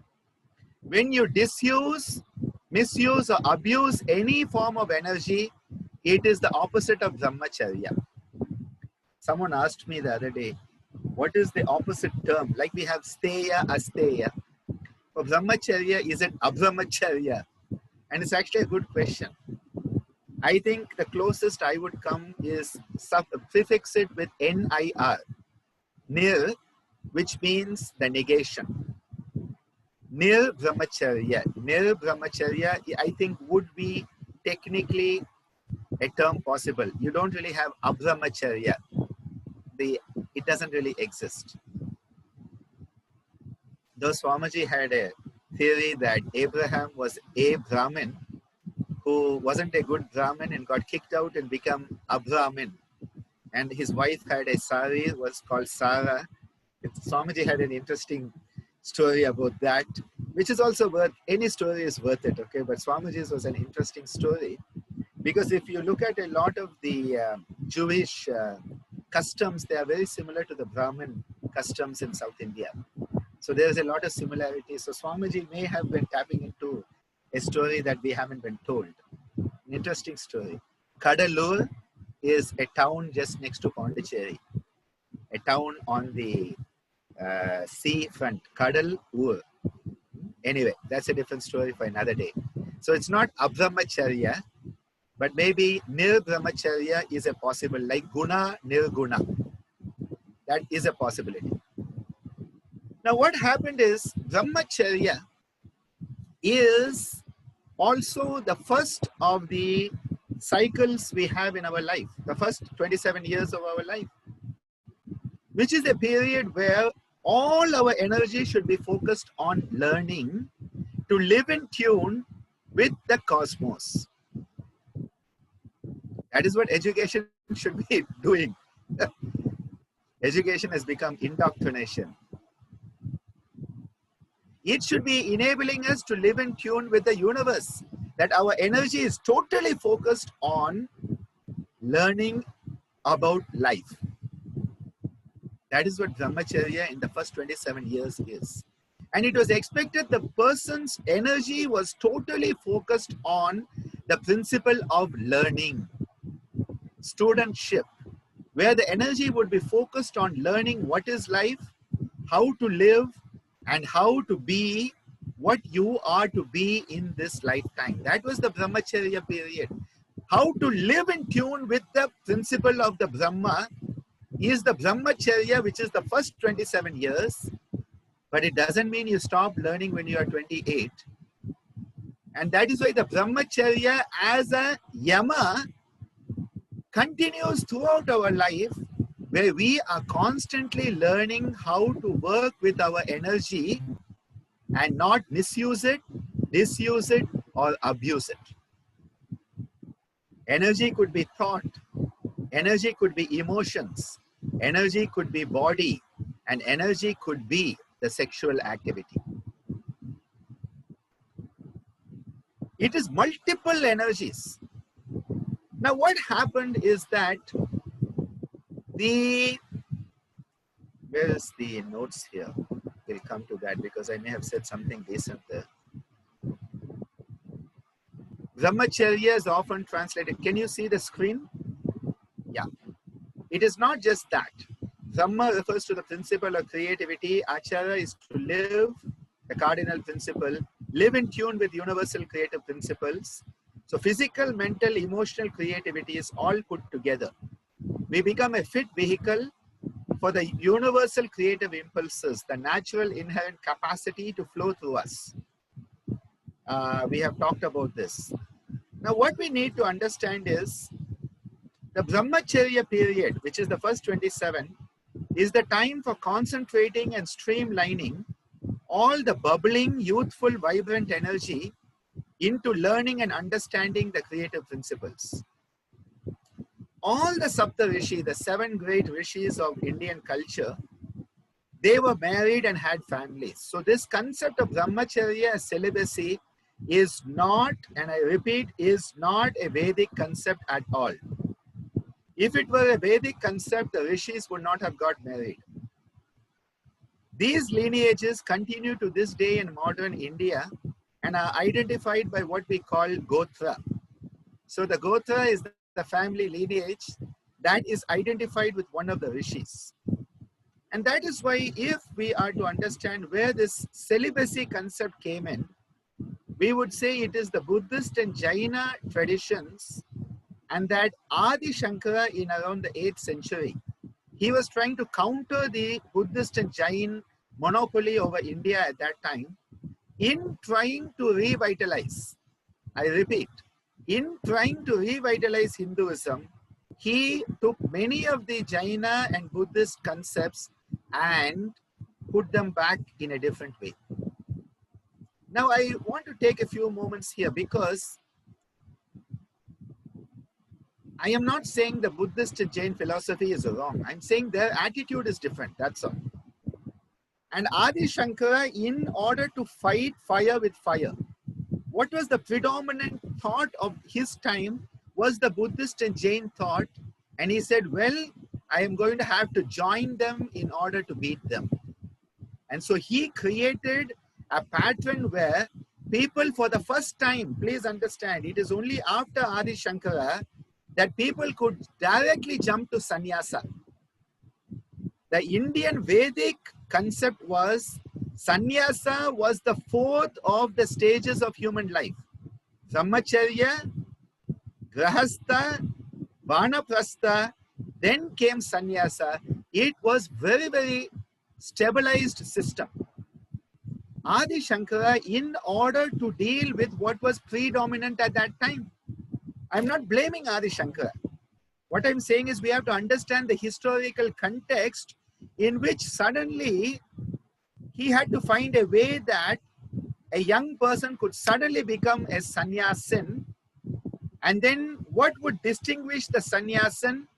The fact that though they had come, they skipped through Grahastha and Vanaprastha. Grahastha is the householder. So you got married, you had family, then you retired, and then you came to sannyasa.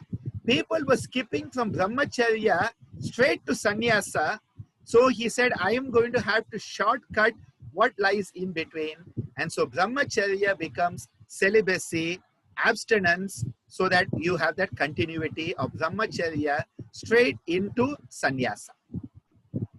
Now I'm giving you a very, very different perspective than what is out there. And this is a perspective that Swamiji talked about, a perspective I've grown up with, and that to me makes loads of sense. Because as we have seen earlier, Pratyahara is not the suppression of the senses, but the transcendence of the senses. Pratyahara is not the forcible control of the senses, but is an active, conscious withdrawal from the senses. The same thing with Brahmacharya. It is not saying I'm going to tie up my sexual parts, lock them up. It is change what's up here. How do you perceive life? Does everything just become a sexual object of desire? Or are you able to see beyond that? Where even the act of sexual union starts to become a spiritual union rather than being a mere physical, instinctive reaction. It is a transcendence, and it is a sublimation. And in this sublimation, even the act of sex becomes something of a spiritual nature. This has been there in all the ancient cultures, where when people got married, it was expected that they would not have sex before that. It was that when they got married, there was this first union of the husband and the wife. And that union was given a very sacred, spiritual, ritualistic approach in all traditional cultures. There was great importance given to it. I remember MP John, who was one of Swamiji's friends here. He ran a local newspaper, and his press is where Swamiji would do the yoga life in the early days. And he and MP John used to have a lot of fights. MP John was a hardcore communist ideology, and Swamiji was anti-communist. So, both of these guys, and MP John was a very devout Christian. India, we have this very interesting combination that you have devout Christian communists. I don't think any other part of the world has this type of combination. But in India, we have very, very interesting. In fact, Kerala, which is the state down south, God's own country, has high amount of Christian influence, and yet is ruled by communist political ideology. And it's amazing actually how this has come together in India. Indian communists are a unique breed in that way. They're just amazing. So MP John was one of those. And he used to write what he thought was poetry, which Swamiji didn't feel was poetry. And Amma had to be the negotiator to keep both these guys from fighting with each other all the time. They were about the same age. Nice guy. And I remember one time I was a young, I don't think I was yet into my teens. I may have been into my early teens. I don't remember. One day I was cycling around Pondicherry, and he was sitting in the big park in town. And as I saw him, out of courtesy, I got off my cycle and went up to him and said, "Hello, Mr. John, how are you? Nice to see you." And we got into a conversation. And for some reason that day, he decided he had to tell me about when he got married. And I don't know whether it was trying to give a young teenager some sexual advice or what it was. But he started telling me about the story about the priest who married him and his wife, and how when they got married, the priest talked to them very strongly and said, on your first night, when you are going to have your sexual union, both of you have to kneel down in front of the bed and pray to God before you get into bed with each other. And these are the exact words MP John told me. And at that time, I was this small kid. I'm like, seriously, why is this old guy, old man, you were to say a dirty old man if you want to put it that way. I wouldn't put it that way. He's a nice old man. Why was he talking to this young kid about all of this? What was the sense in it? But when I look back at it, actually, I can see it as something very sweet. It was a sweet sharing from someone for a young kid who he wanted to share something about.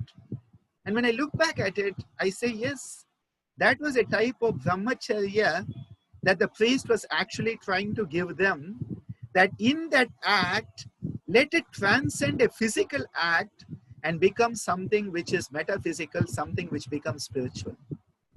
I think we need to realize that when one can transcend it, we start to actually then work with energy rather than just with the body. And people have taken this brahmacharya so much out of context. You have, so-called yogis in the high Himalayas who have taken rocks and crushed their testicles and penis. And I'm like, seriously, that is so violent. Where is the ahimsa in that? And it's not about your sexual organs, it's what happens in your head. I like to tell people, the young people especially, I share a lot when they are at an age I can share, unlike MP John, at an age where they can share. I like to tell them, It is not about what happens in your pelvis, but what happens between your ears. And I think we need to understand what happens between your ears is where the whole process is, not actually what happens between your pelvis or with somebody else's pelvis. Swamiji used to remind us, the pelvic region, the bone, which is the vertebra at the bottom there, is called the sacral vertebra. The 5 sacral vertebrae become the sacrum. And you have the sacral plexus of nerves, S1, S2, S3, S4, S5. Sacral means sacred. That this area was considered a sacred area.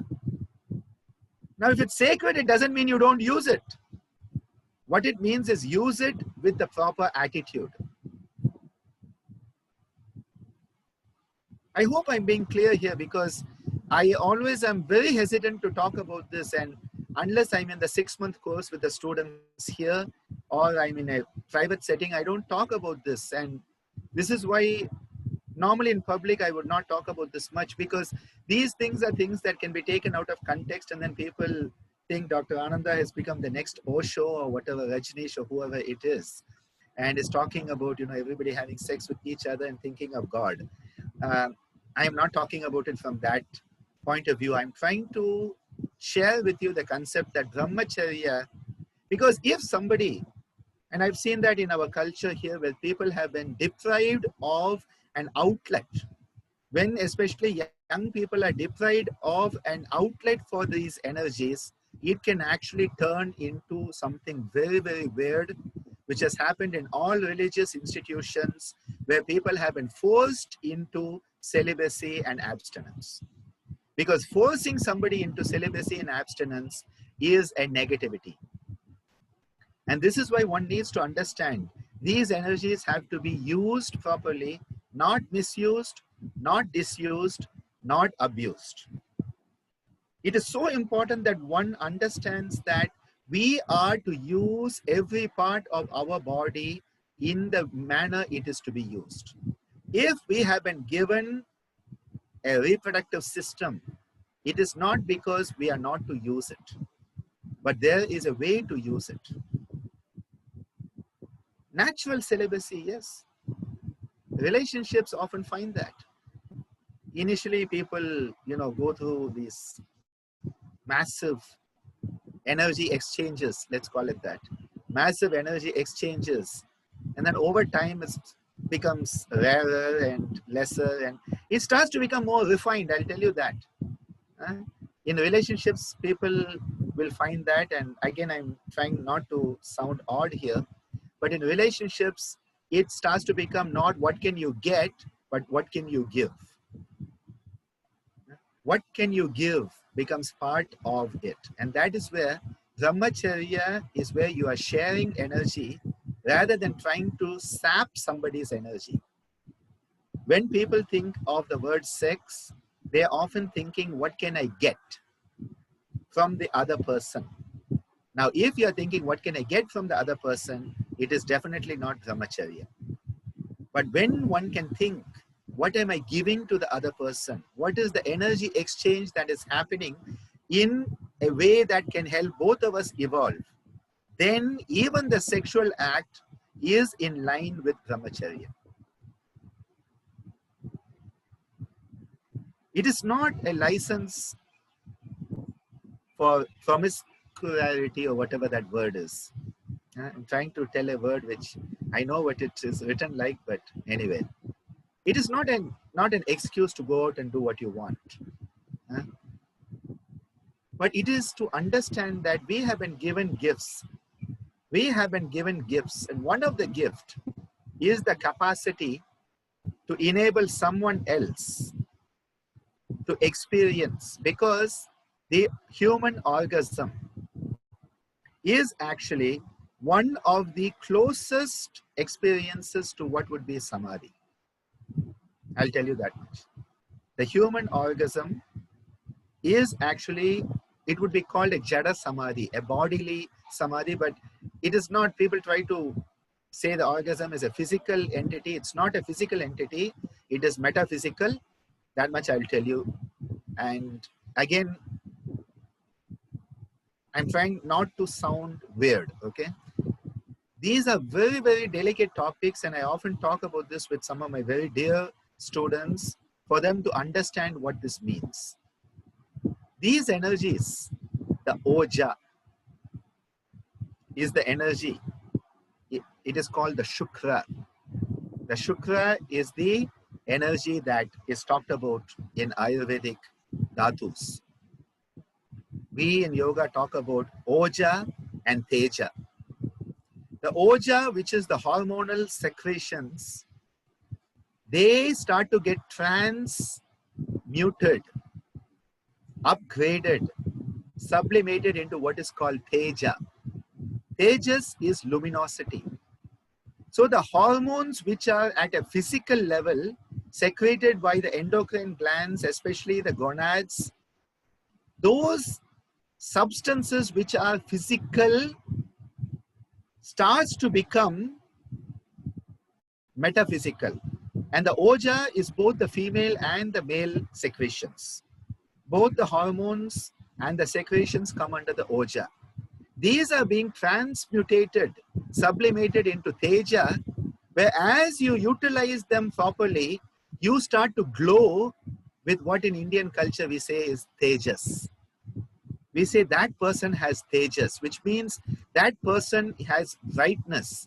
They have a luminosity about them because they are using the lower energy and upgrading the energy to manifest through them. They are becoming a being of light.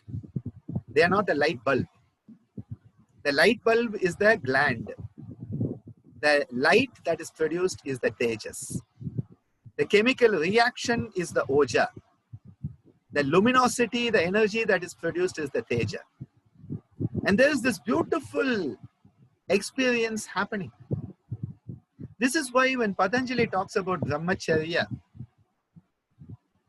he says, when you are manifesting Brahmacharya, Virya Labhaha, great energy is obtained.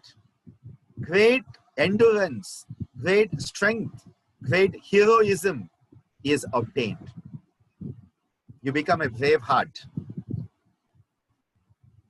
I could go on forever because this connection is very strong here. The heart region, Anahata Chakra, is connected to the sense, the karmendriya of the karmendriya of reproduction. The sense of reproduction is related to the heart center. It's a very, very important connection that is there. The karmendriya, we talk about the feet, pada, pani, payu, upasta.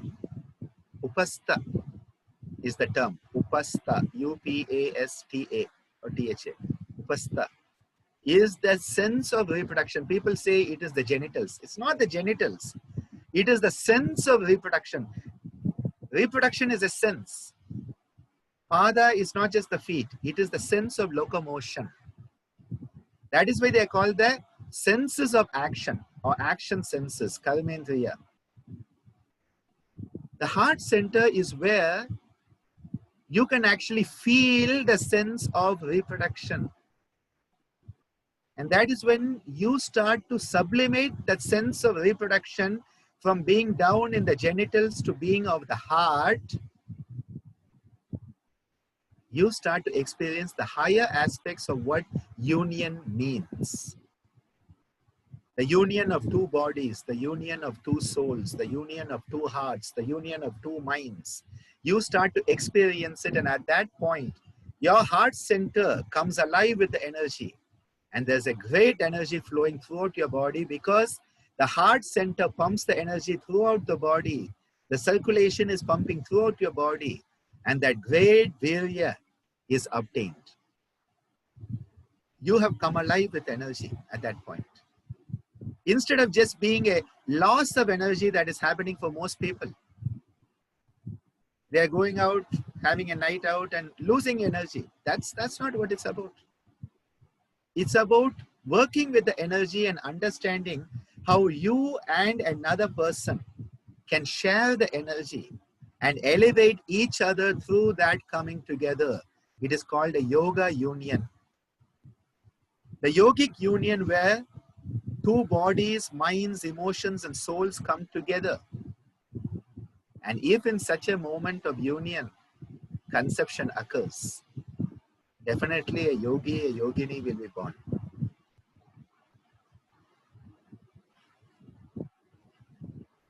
Once Swamiji talked to me about this, and I again wondered why he was talking to me. Father talking to son. And he told me about where I was conceived with him and Amma very consciously coming together with a purpose of conceiving what was to be me. And when I look back at it, I realized that that conscious coming together definitely creates an elevation of the energy that is then coming together. The cells that are coming together, they come together very deeply. That is why Virya Labha. With regarding to Asteya, what does Patanjali says? He says, when you are Asteya incarnate, when you manifest that Asteya, when you have totally eradicated any tendency of stealing in you, there's no residue of a tendency for theft in you at all. He says, all the riches, Sarva Ratna Upasthanam, all the riches will come to you. Why do the riches come to you? Because you are not hankering after them. You know, if you want somebody to really pay attention to you, stop paying attention to them. Suddenly they'll have all the attention on you. Young kids know this too well. People who are in love know that too well. The best way to get attention is sort of, don't pay attention and it comes to you. It's a little trick that people play with each other. You're playing that with the universe. You say, when you don't see, please understand the background is very clear here.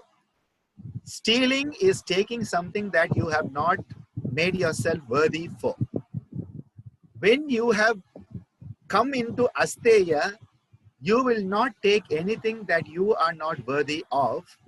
And so the universe says, this person is now worthy. I can give them everything because they will not take anything they do not deserve. Till that point, the universe is scared of you. Because it's like if I show them anything, they'll steal it. And so the universe keeps the riches hidden. And when that Asteya manifests, the universe says, this person is safe. It's like, when you know that somebody will not steal, you can keep everything in front of them. But if you are afraid they're going to steal, when they visit, you keep everything in your cupboard and lock it up. Because you don't know what's going to be lost when they come and go. The same thing with the universe. These are not just philosophical concepts.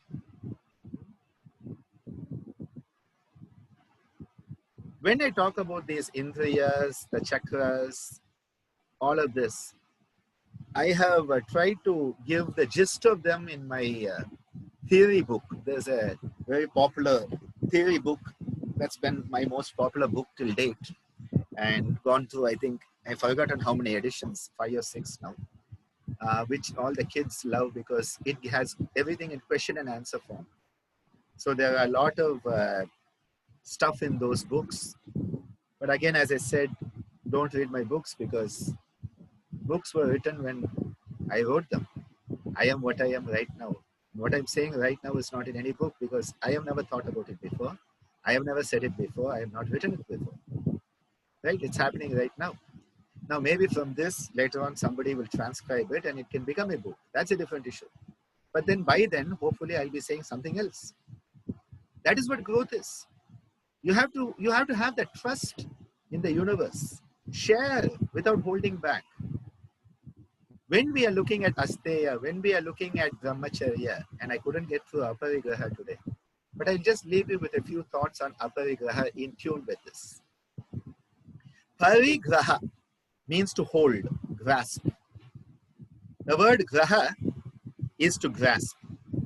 Again, you can find that similarity between the word grab, grasp, graha. In fact, graha the planetary influences are also called graha. Graha is also used for gravity. Graha, gravity. You'll see these roots are very similar. In fact, if you get into Sanskrit and English, amazing root sounds are there. Gravity, grab, grasp, graha. Parigraha means to grasp and hold. That is why graha is also grahastha. In your hand, you are holding the family. That is why the second part, householder. You're holding the house in your hand. Grahastha. Hasta is hand. Graha. Graha means to grasp, to hold, just as gravity holds us to this planet. Gravity holds us to this planet. We are grasping, and we as a race, the human race, is a race of grabbers and graspers. In fact, when we are born, I've said this many times, that one of the reflexes the neonatologist, the baby doctor will check is whether if you put a finger here, the baby grasps. And if it does the grasping reflex, along with the suckling reflex, suckling is basically to survive by having something to eat. And this is get it for me. So it means neurologically the baby will survive. You remember I was talking about instinctively all animals are holding on. So this means that baby is neurologically able to hold on, which means it will survive. If it cannot hold on, it may not survive. This is actually how these reflexes are understood. Most doctors will also not know why it is there, but anyway, that's if you look at medicine just as medicine, it's different. You look at medicine through the yogic perspective, it's very different. Grabbing, grasping. And we are constantly grabbing, I want more, I want more, I want more, I want more, me, me, me, me, me, me, me, me, me. And what is happening is that we are always tightening everything. Grasping is tightening. Grasping is stressful. And that is why the more you want, the more greedy you are, the more you covet, the more stressed out you are. And that is why in yoga, when you lie down in Shavasana, for God's sake, do not lie down in Shavasana like this. Keep your palms open. At least when you die, let go of it. That is why death is the last grand relaxation. No stress anymore. The person who's died has no stress. It's the people left behind who have the stress. I always talk about that. The person who's dead has no stress. Everything's over. And they're on to the next part. When you open up your palms, you are consciously making a decision not to hold on. Don't hold on to memories. Don't hold on to negativities. Oh, that person did it. Oh, that person. People are always in the good old days. I'm like, okay, fine. Those good old days are finished. What is today? When we had the second last president of our country. No, you have the current guy who you have, or the current girl, or whoever it is that you have. And you selected them, right? You elected them. Democracy. By the people, of the people, for the people, and kill the people. Yes, that's what it is. Seriously, anyway. Oh, if only when I was young. It's convenient memory, okay? It's the adaptable memory quirk. Things always seem so much better in the past. When I was in school, when you were in school, you hated it. When I was in school, it was so nice. When you were in school, you wanted to grow up and be an adult. And then you're an adult, you want to be back in school. We always want to be someplace we are not. We want to be something we are not. You know, this concept of opening up.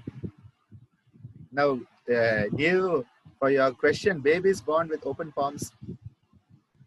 Babies may have the hands open, but when you do this, you get the reflex. I'm not talking about babies like this or like this. I'm talking of the reflex part. Here, what we are doing is we are consciously letting go. That is why in the Nasarga, Mukha Vastrika, we shake and we throw, we say, which is saying, I don't want to hold on to it. I want to let go. The capacity to let go is aparigraha. And it goes against the primitive tendency that says, hold on. Survival instinct says, hold on. This part is saying, you can let go, you will not die. You can give, you will still survive. This is, I need more, more, more, more. And people buying toilet paper by the tons. Weird human beings.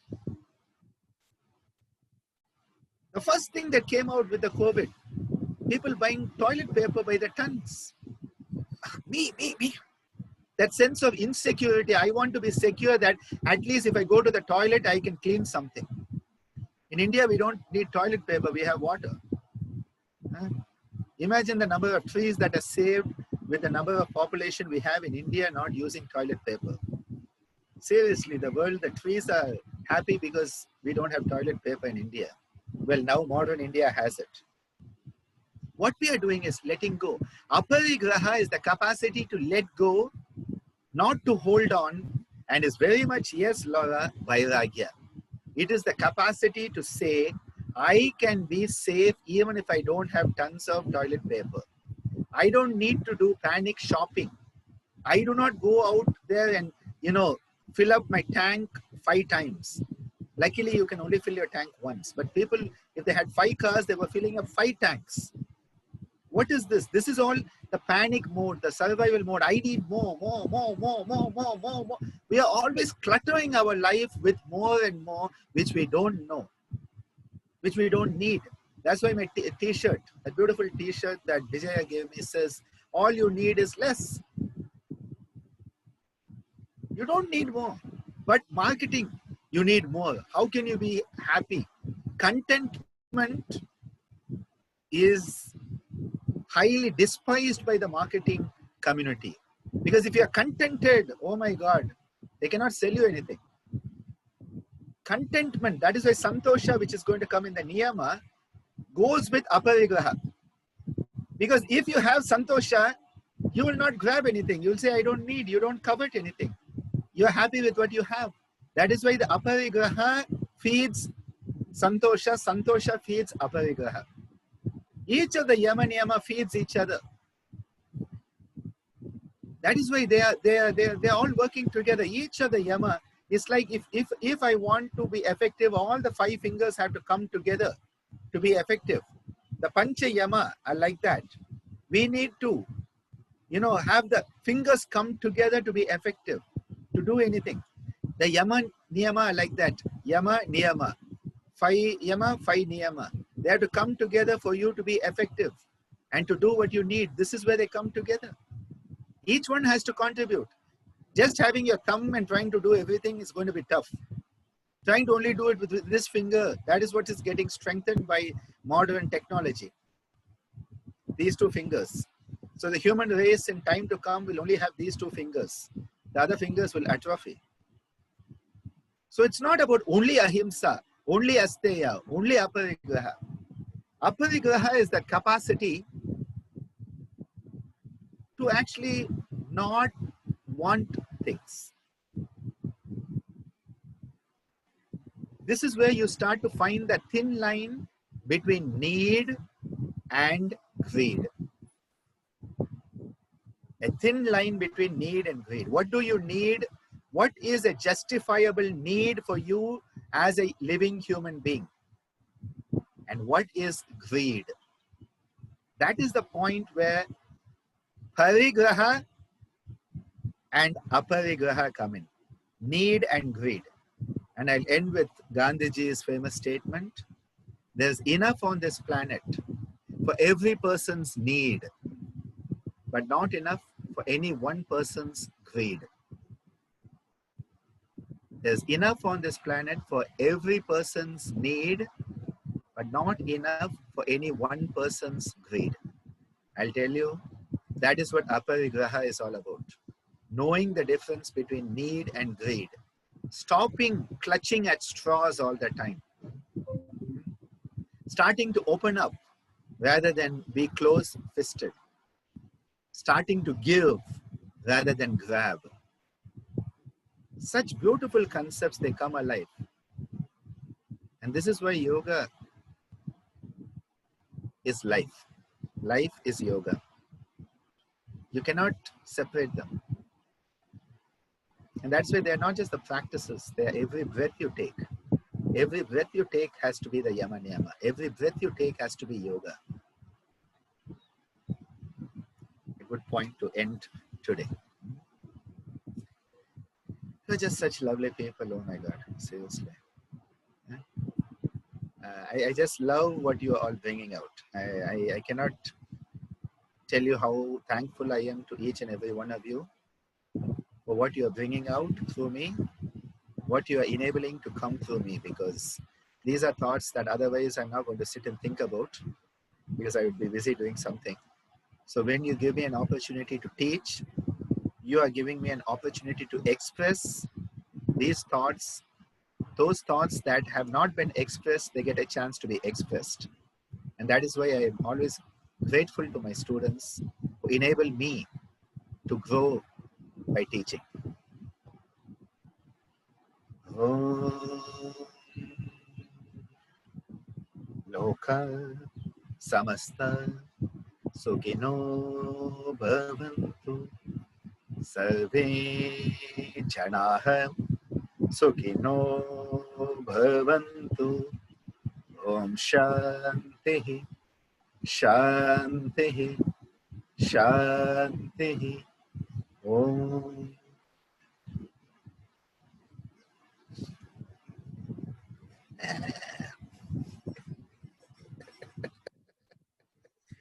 You're all too good. You're all too good. Really, really, really, really.